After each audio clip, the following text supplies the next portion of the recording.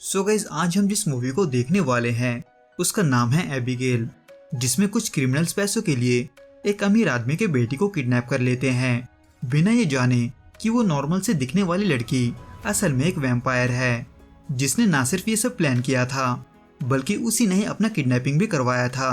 पर क्यों, ये देखने से पहले आप प्लीज इस चैनल को सब्सक्राइब जरूर कर लें, क्योंकि हम ऐसे अनोखे मूवीज अक्सर आप तक लाते रहते हैं।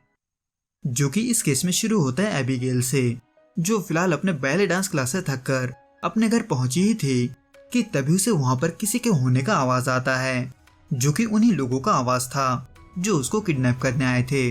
पर उनके आवाज को सुनने के बावजूद भी एबिगेल उसे जानबूझकर इग्नोर करती है, बिल्कुल वैसे जैसे कि मानो उसे वाकई में कुछ पता ही ना हो। इसलिए वो किडनैपर्स बड़े ही आसानी से एबिगेल को किडनैप करके अपने साथ ले जाते हैं उसी मेंशन में जहां पर उसे रखने का प्लान बनाया गया था, जिसमें इसी दौरान हम किडनैपर्स के टीम के लीडर यानी कि लैम्बर्ट से मिलते हैं, जिसने न सिर्फ एबिगेल को किडनैप करने का प्लान बनाया था बल्कि वो एबिगेल के बदले में उसके पिता से पैसे भी लेने वाला था। पर इसमें ट्विस्ट ये था कि उन्हें पैसे मिलने तक यानी कि 24 घंटों के लिए एबिगेल पर नजर रखना था, जिसको कहते हैं लैम्बर्ट। उन सभी को एबिगेल के साथ उसे मेंशन में बंद करके चला जाता है।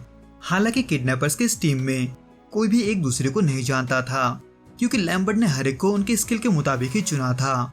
इसलिए उनमें से कुछ लोग एक दूसरे के बारे में जानने की कोशिश करते हैं, पर इस तरह के धंधे में खतरा होने की वजह से, खास करके दूसरे पर भरोसा न होने की वजह से, वो सभी पहले नकली नाम यूज करते हैं। पर इवेंचुअली एक मोमेंट ऐसा आ जाता है कि वो सभी एक दूसरे को अपने बारे में बता देते हैं, जिसमें से जोई, जिसको लैम्बर्ट ने एबिगेल का ध्यान रखने का जिम्मेदारी दिया था, उसे शुरुआत में ये पता ही नहीं था कि वो किसी बच्ची को किडनैप करने वाले हैं।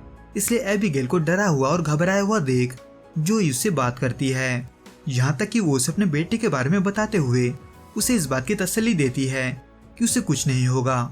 लेकिन एबिगेल, जिसके बारे में उन्हें कुछ भी नहीं पता था, वो साफ साफ इतना कह देती है कि उन्हें उसके पिता से रैंसम का पैसा नहीं मिलेगा, क्योंकि उसका पिता यानी कि एबिगेल का पिता उसे जरा सा भी प्यार नहीं करता, जो कि सच तो था। लेकिन इसका रीजन ना बताते हुए एबिगेल जोई से माफी मांगती है, पर इसलिए नहीं कि उसे पैसे नहीं मिलने वाले थे, बल्कि उस चीज के लिए जो कि उनके साथ होने वाला था, जिसको सुनकर जोई थोड़ा चिंता में पड़ जाती है, क्योंकि एबिगेल की बात को सुनकर उसे ऐसा लगने लगा था कि शायद से उसका पिता कोई खतरनाक आदमी है। इसलिए जोई इसके बारे में अपनी टीम को भी बता देती है, जिसको सुनने के बाद फ्रैंक, जो कि पहले एक डिटेक्टिव हुआ करता था, वो एबिगेल को डराते हुए उसके पिता के बारे में जानने की कोशिश करता है, जो कि ना सिर्फ एक पावरफुल शख्स था बल्कि वो एक मिथिकल क्राइम लॉर्ड भी था, जिसको सभी क्रिस्टोफ लजार के नाम से जानते थे। इन शॉर्ट, क्राइम की दुनिया में ऐसा कोई नहीं था जिसने लजार के बारे में नहीं सुना था। इसलिए लजार का नाम सुनते वहां से सभी लोग भागना ही ठीक समझते हैं, सिवाय फ्रैंक के, जो कि चाहकर भी ये नहीं कर सकता था, क्योंकि उस टीम में सिर्फ वही एक ऐसा शख्स था जिसका चेहरा एबिगेल ने देख लिया था। इसलिए ये सोचकर कि एबिगेल लजार को उसके बारे में सब बता देगी, फ्रैंक सभी से बातचीत करके आखिर में एबिगेल को ही मारने का प्लान बनाता है। पर अब जब जोई ने एबिगेल को बचाने का वादा किया था, तो ऐसे में वो इस चीज के लिए हाँ नहीं बोलती, बल्कि वो इस टॉपिक को पैसों की तरफ घुमाते हुए उन सबको वहां पर कुछ और घंटे इंतजार करने को बोलती है, ये सोचकर कि सुबह होते ही लैम्बर्ट आकर उन सबको रैंसम का पैसा देकर चला जाएगा।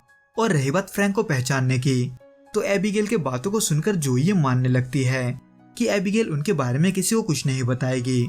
इसलिए सभी जोई का बात मानते हुए सुबह होने का इंतजार करते हैं। पर इसको हुए ज्यादा देर हुआ ही नहीं था कि तभी बेसमेंट में डीन पर कोई हमला कर देता है। हालांकि उसके आवाज को सुनकर सैमी उसके पास पहुंच तो जाती है, लेकिन थोड़ा देर से, क्योंकि तब तक उसके सर को कोई धड़ से ही अलग कर चुका था, जिसको देखकर सभी को ये लगता है कि ये काम एबिगेल के पिता यानी कि लजार के हिटमैन का है, क्योंकि लोगों को इस तरह से मारना उसका सिग्नेचर था, जिसको देखकर सभी एबिगेल के रूम की तरफ भागते हैं, ये सोचकर कि वह हिटमैन उसे लेने आया होगा। लेकिन एबिगेल को उसी के कमरे में देखकर ये पक्का हो जाता है कि वो हिटमैन अब भी उसी घर में है। इसलिए रिकल्स चुपचाप वहां से भागना ही ठीक समझता है। पर इससे पहले कि वो ऐसा कर पाता, वो मेंशन हर तरफ से सील हो जाता है, और वो भी लोहे के मजबूत दीवारों से, यानी कि ना सिर्फ उनके बाहर निकलने का सारा रास्ता बंद हो चुका था, बल्कि उन्हें बचने के लिए उस हिटमैन का सामना करना था, यानी कि वाल्डेस का। इसलिए जोई एबिगेल के पास जाकर ये जानने की कोशिश करती है कि वाल्डेस उसके पास आया था या नहीं, और खास करके ये कि वो दिखने में कैसा है, क्योंकि वहाँ पर किसी ने भी पहले वाल्डेस को नहीं देखा था। हालांकि एबिगेल पहले तो कुछ नहीं बताती, बल्कि वो मासूम बनने का नाटक करते हुए किसी चश्मे वाले को वाल्डेस बताती है, यानी कि फ्रैंक को। इन शॉर्ट, ये सब उनको अलग करने का एबिगेल का एक जाल था, जिसमें जोई फंसते हुए रिकल्स को ये बताती है कि फ्रैंक ही वाल्डेस है। इसलिए इससे पहले कि फ्रैंक उन्हें मारे, वो दोनों फ्रैंक को ढूंढने निकलते हैं। हालांकि उन्हें फ्रैंक तो नहीं मिलता, लेकिन इसी बीच रिकल्स भी मारा जाता है। इसलिए ये सोचकर कि ये फ्रैंक का ही काम है, जोई बाकियों को अपने तरफ करके फ्रैंक को रोकने की कोशिश करती है। पर अब जब फ्रैंक का इससे कोई लेना देना ही नहीं था, तो ऐसे में वो सच को बाहर लाने के लिए एबिगेल को पीटने के बारे में सोचता है।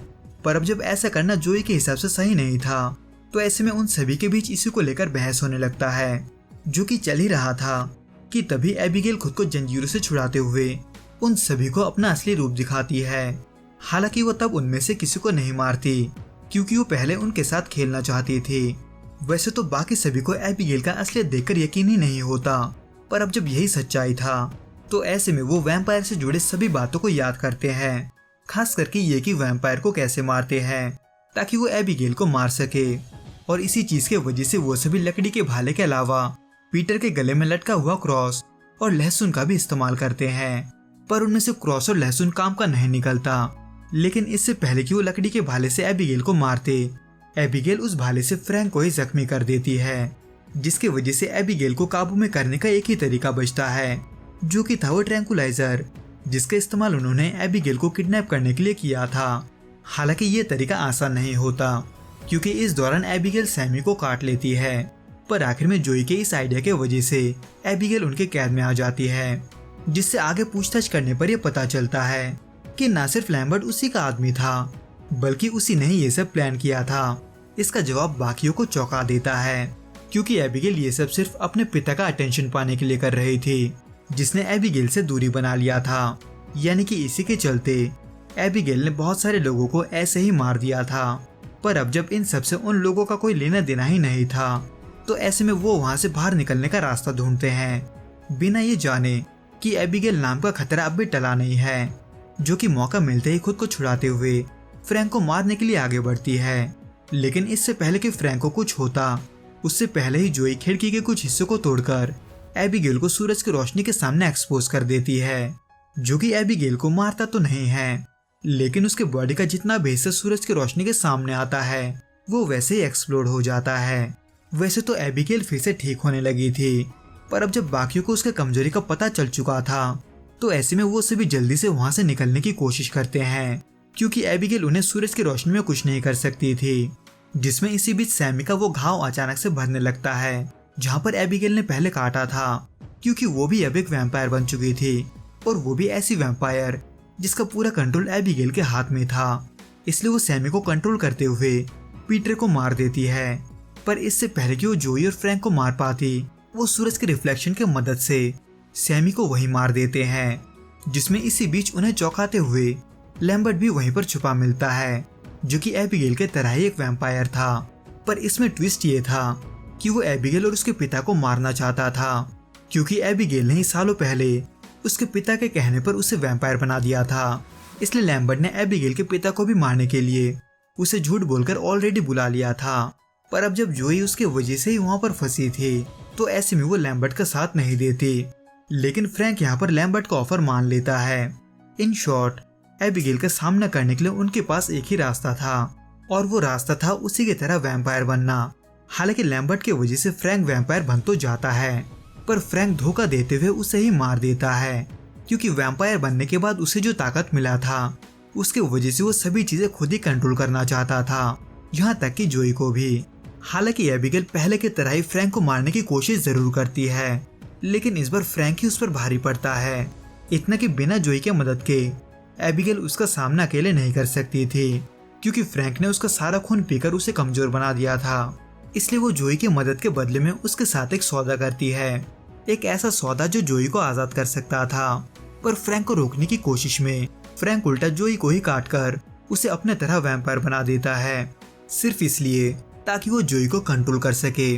पर फ्रैंक इस बात से अनजान था कि किसी को भी कंट्रोल करने के लिए पावर्स पर कंट्रोल होना बहुत जरूरी है।